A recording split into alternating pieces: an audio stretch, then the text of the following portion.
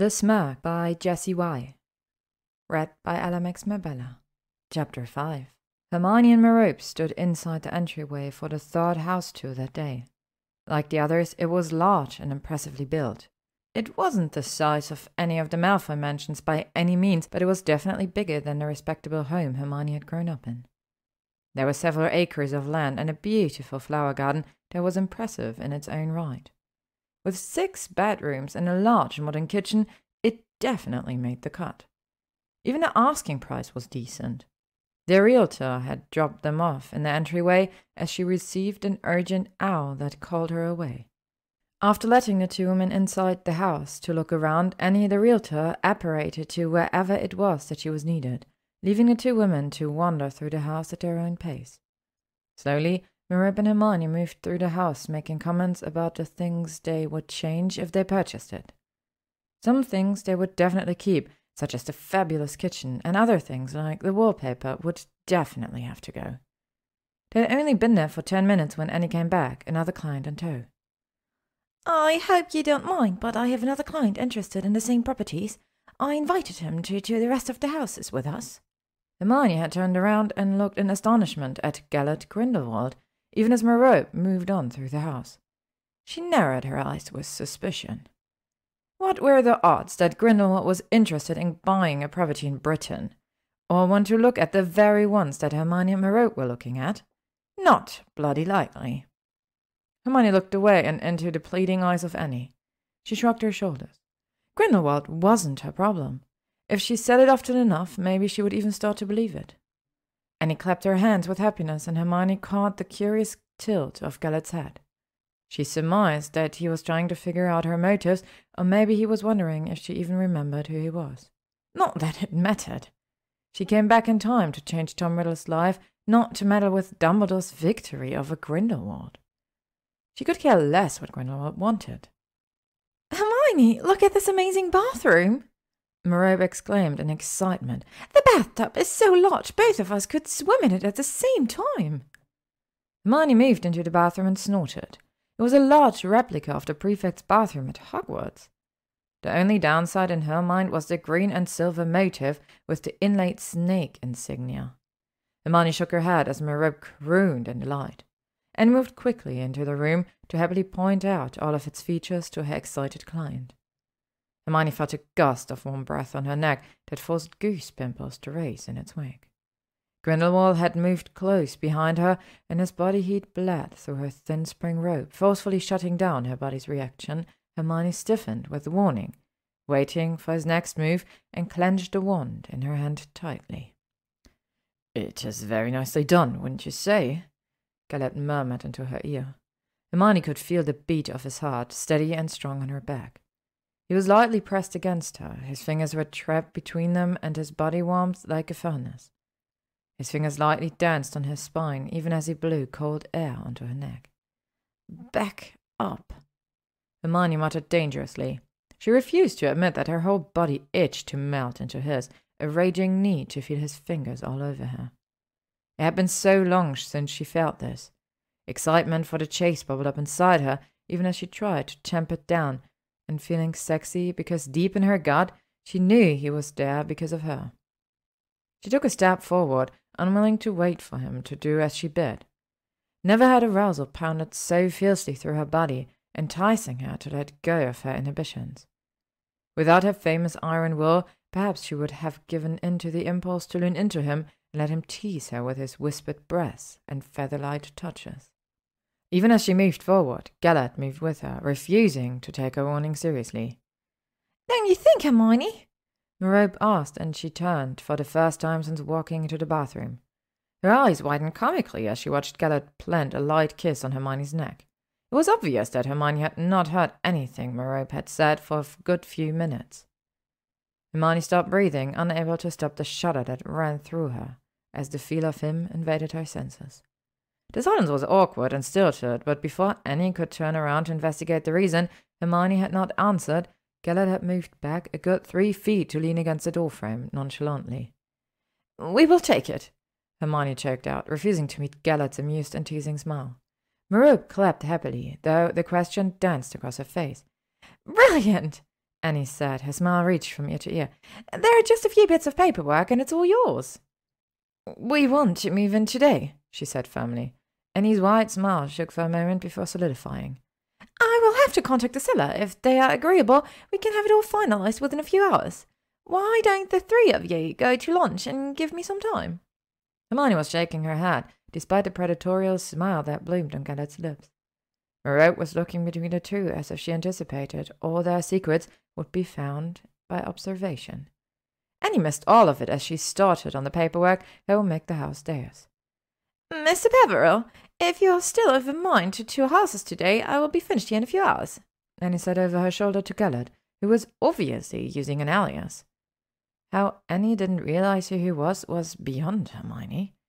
He looked exactly like his wanted poster that was hung in all the major magical pubs in Britain, and the world, most likely.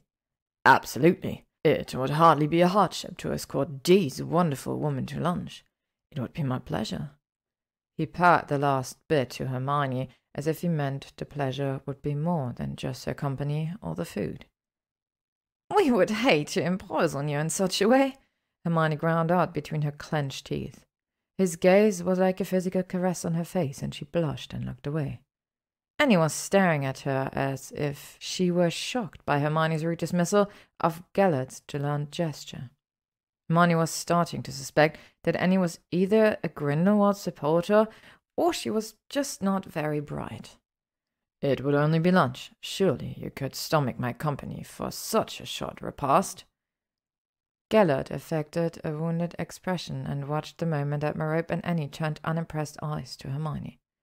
With bad grace, Hermione accepted defeat. They were going to get lunch with Gellert Grindelwald. Annie gestured for Hermione to sit at the table and go over some of the paperwork. Hermione watched as Merope moved out into the front garden with Gellert, both admiring the overgrown climbing rose growth on the brick building. Hermione was on edge, only able to see the two of them through a closed window. It made her twitchy, as she couldn't hear what they were talking about. "Once both parties signed, the money will be taken from your account and deposited into the account of the seller. The money will be held in escrow for 1 week to give both parties a chance to back out of the contract. I added as requested another condition of purchase. The premises be made available immediately. I will present this offer to the seller while you and your sister are at lunch. Hopefully by the time you are finished you will be the new owner." Annie smiled as she slid the contract in front of her. With a flick of her wand, all of the lines that Hermione needed to sign were highlighted in bright yellow. With one last look out of the window, Hermione bent down to work, reading over the contract and signing or making changes as she went. By the time Annie had finished with Hermione, she was irritable and hungry. She walked out of the house to find Merope and Gellert sitting on a bench laughing together as if they were old friends. Merope jumped up guiltily as Hermione stared at her grumpily. Gellert took much longer to catch up, his sinuous grace a personal affront to the aggrieved woman. With a heart-stopping smile, he reached out a hand to Hermione, a challenge if ever there was one. Hermione ignored the hand and grabbed Merope's instead, tugging her into motion and out of the garden, leaving Gellert to follow on his own. A quiet chuckle was the only indication that he was indeed still behind them. "I like him," Merope whispered to Hermione. "No," Hermione said. "What do you mean, no? This is not a proper response to my opinion." "No," Hermione whispered fiercely. Merope intoned, clearly put out. "I think you need someone charming like him in your life," she said a little louder. Hermione could hear the crunch of his shoes getting closer to them. "You don't even know who he is," Hermione hissed. "He appears to be a handsome stranger bent on seducing you." "I don't want to be seduced," Hermione whispered out louder than she intended. "Oh, but I could make it so enjoyable," Gellert added, his voice lowering. The deep, smooth baritone swirled hedonistically around them. Hermione continued on down the lane, ignoring Gellert, and headed towards the local chippy. Out of the corner of her eye, she saw Merope throw him a commiserating look. They were ganging up on her, were they? She would have to nip this in the bud. The bell hung on the door tinkled as she pushed it open. A pleasant-looking witch greeted them with a smile and set them right away. There was nothing that earned Hermione's gratitude more than a competent waitstaff. The moment the hostess handed her the menu, she lifted it high and used it as a physical shield between them. Merope sat next to her and rolled her eyes, taking just a few moments to peruse the menu. It wasn't necessary. She would get the same thing she chose last time. They really did have the best fish batter. After the food had been ordered, Merope turned to Gellert. So, why are you house hunting? Any reason particular? I like to see what comes available. Yeah, for your evil lair, Hermione murmured, taking another unnecessary large gulp of her tea. What was that? Merope asked sweetly, pretending not to have heard her. Nothing, mumbled Hermione. Gellert was grinning, his amusement palpable. Interest grew in his eyes, as he must have realized that she knew exactly who he was. Bully for him. Mr. Peveril, what brings you to England? Merope asked conversationally. Please, call me Gellert. His eyes twinkled with mischief. I used to stay with an aunt here when I was a boy. I met some of my best acquaintances here. I was thinking I would move back and rekindle my alliances. That's a funny way of talking about your friends, Merope said, as if she had anyone other than Hermione to base her experience on. You see, I would love to address them as old friends. Alas, I am sure they no longer think of me that way. Why? They are afraid of me. Gellert shrugged nonchalantly. Afraid of you? You are one of the most affable men I've ever met. Your scale for judgment is minuscule and broken, Hermione mumbled. You are walking on thin ice. Don't be rude. Merope snapped, her teeth clenched as she plastered a smile determinedly on her face. Hermione watched as Merope's cheeks flushed in embarrassment and felt bad almost immediately. Sorry, Hermione murmured. She looked away guiltily and caught Gellert's eye. He was studying her, as though staring at her hard enough would crack her wide open for him to examine. Who are you? Gellert whispered intensely. Merope used the moment to excuse herself to go to the powder room, leaving Hermione alone with Gellert. I don't know what you mean. She yanked her focus away from his bright, inquisitive eyes. Beautiful eyes. You know exactly what I mean. Where did you come from? No one had heard of you until you showed up out of nowhere one day, just walking into Gringotts as if you had been there many times before. You are a mystery. I am perfectly ordinary. If that were true, you would not have defeated Albus so easily in a duel. What is it that you want from me? I don't know yet, but I do know that you fascinate me. I'm held completely spellbound and at your mercy, O Gaia, and I need to slake my burning desire to know all of you. What secrets do you hold? I yearn to peel back each layer and revel in the discovery. A powerful woman like you, Hermione, is a challenge that I simply cannot bring myself to ignore. Oh, that was good, Hermione said, amused, leaning forward, arching her brow. Very eloquent, Gellert. What's next? Am I to be your goddess divine, the Venus of your heart, the goddess Hera of your life? She rolled her eyes. His burning gaze unsettled her, and she tried very hard to mask the reactions of her body. She was drawn to him, as improbable as it sounded, maybe almost as much as he was drawn to her. You asked me what I wanted from you, and that was my answer.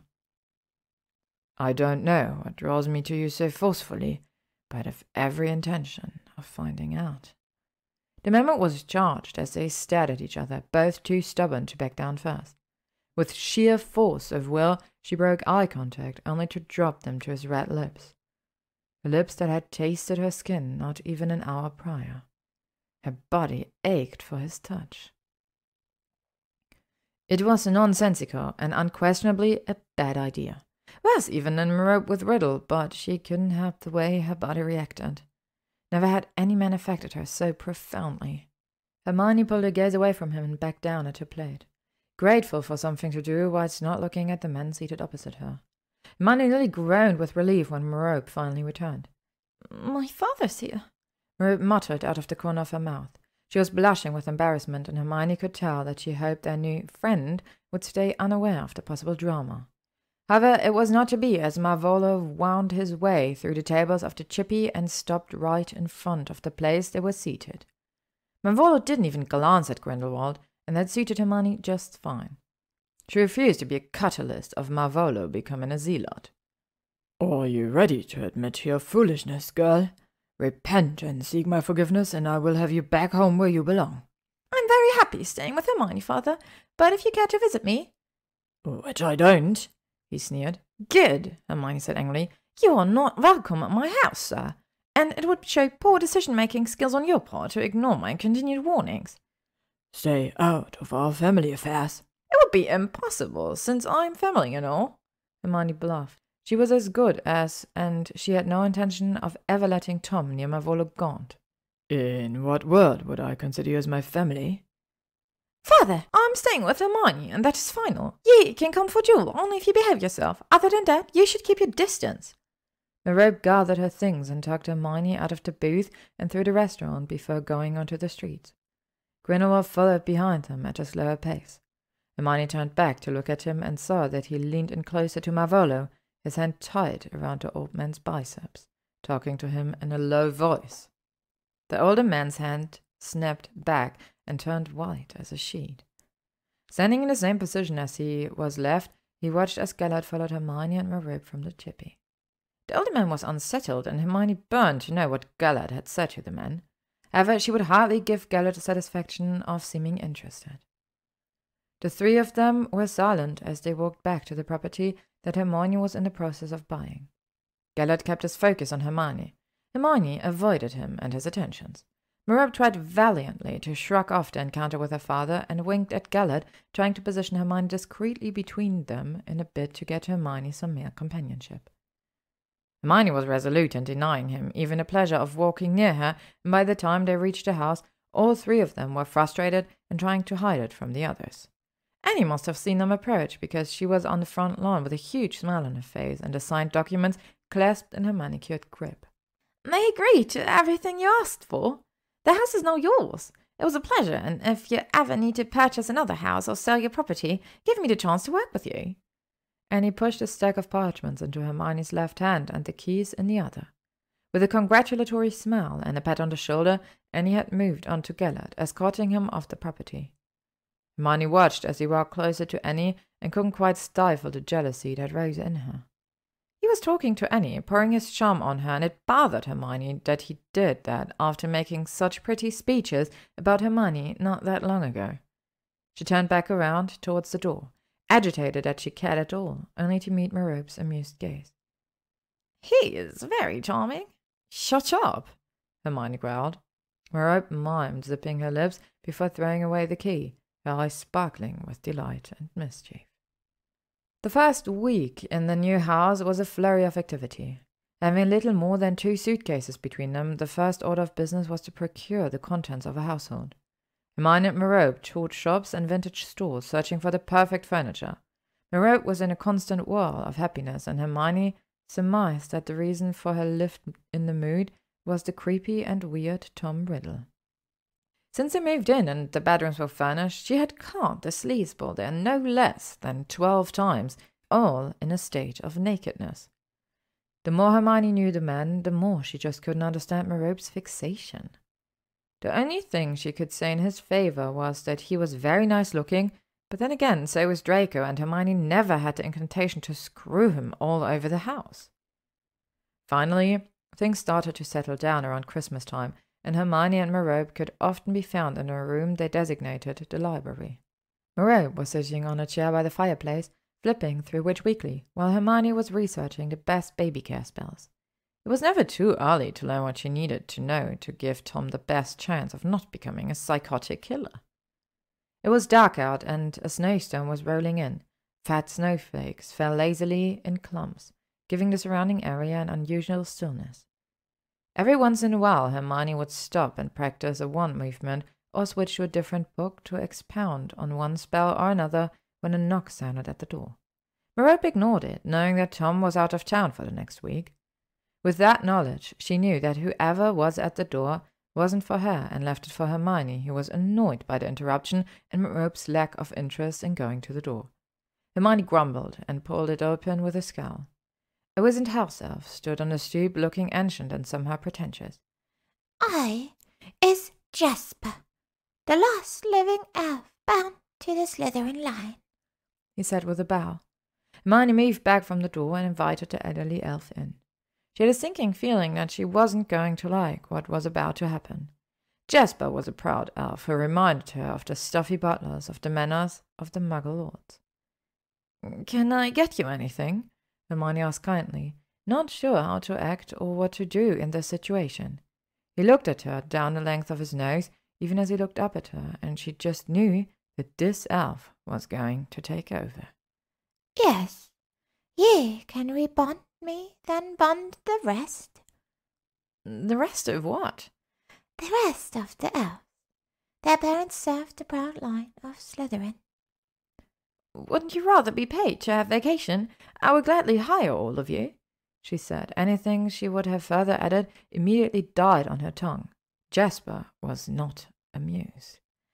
Mistress insults us, he sneered, sounding so much like Professor Snape that here her teeth grew to beaver proportions. She shook her head with eyes widened comically. She could face down death, Death Eaters, Voldemort, unknown horrors, condemning innocent girls to carry a parasite, time travel, losing everyone she had ever loved, but still she could only stutter apologies at the old elf in front of her. I didn't mean, she began before she was cut off. We're doing the binding now, yes? He nodded his head decisively and snapped his fingers, instantly summoning 3 other full-grown house elves into the room. Okay, Hermione said, defeated. There was no arguing with the house elves. She knew this from experience. All 5 stood in a circle and stared, waiting for something to happen, before Jasper cleared his throat and looked at her expectantly. You is having to do the binding, mistress. What am I supposed to do? With another roll of his bulbous eyes, he produced a thin book from somewhere in his pressed tunic. He opened it to a page and placed the leather book in Hermione's hands. I, Hermione Slytherin, swear to provide the elves in my service with sufficient work and allow them to care for all things related to the familiar Slytherin line. Furthermore, I swear to uphold the laws and spirit of the duties of a house elf, taking all in my charge under my protection. By the name Slytherin, I bind you. Jasper, the old house elf said in conclusion of the odd ritual, followed quickly by a middle-aged female named Ellie, a young female, kinder, obviously mated to the last young male, elf, nod. Give us orders, mistress, Jasper said, snatching back the thin book of house elf law, wanting to keep it safe from her obviously incompetent hands. She couldn't help but be mildly insulted, as if she would deface a book, as if she would deface most books, she amended. What do you want to do? Jasper smacked his forehead, and the sneer was back even more pronounced than before. I want the stuff and anything else you require. Ellie runs the house, Kinda runs the kitchen, and Nod runs the garden. There will be 7 more to arrive over the next week or so. They will be called by the Slytherin pledge. You do not need to do anything more. If I choose to accept them into the household, I will let you know. Now, mistress, give us orders. My orders are exactly what he said. Good enough, he grumbled and pushed the elves into the kitchen. I have several rooms. You can pick what you need. Jasper looked at her in horror. Elves will take care of their own homes. You is not needing to concern yourself. He was cold and formal in dismissal, and yet he waited as he was waiting on her dismissal. It was Hermione's turn to look at him in horror as she realized that was exactly what she expected. You may go now, she whispered, still uncomfortable with owning not 1 but 4 house elves. If only her younger, SPEW-obsessed self could see her now. Hermione heard a snort of laughter from the couch and narrowed her eyes at the young woman with her hand clamped over her mouth. Removing the hand, Merope smirked. Only you would be horrified at finding out that you inherited a few house elves. Christmas was a quiet affair. Tom was still out of the country, or Hermione suspected was unavailable because he was with another woman, but not being able to prove it kept her mouth firmly shut. The 2 of them laughed and opened presents, playing silly games and pulling crackers. By the end of the night, several bottles of wine lay empty on the floor. The cheap heads were perched on their hands, and they were giggling. Kinda was an amazing cook, as it turned out, and Hermione and Merope constantly were lavishing the tiny house elf with praise. Hermione wasn't even sure that Molly Weasley made better food. The Christmas season passed in a blur. A month flew by as the 2 women settled into their new home. Tom soon became a constant fixture in their lives as he and Merope continued on with their affair. Hermione was constantly hiding in her library with a strong silencing spell on the walls and ceiling. She had no desire to hear them. The time Hermione did run into Tom and Merope wasn't there, he hit on her and tried very hard to get into her knickers. Needless to say, Merope was often besieged to find someone else. Not a cheating bastard, but Merope was in love and blind to fault. It was not long until the news Hermione had been waiting for came to light. Hermione? Merope asked, knocking on her bedroom door one morning mid-April. Come in, Hermione called. She was lying in bed, reading a book on Transfiguration that Dumbledore had sent over to her. Their relationship was odd. He constantly asked for Merope's hand in marriage in return for Hermione defeating Grindelwald. He kept sending her gifts, hoping to sweeten the deal.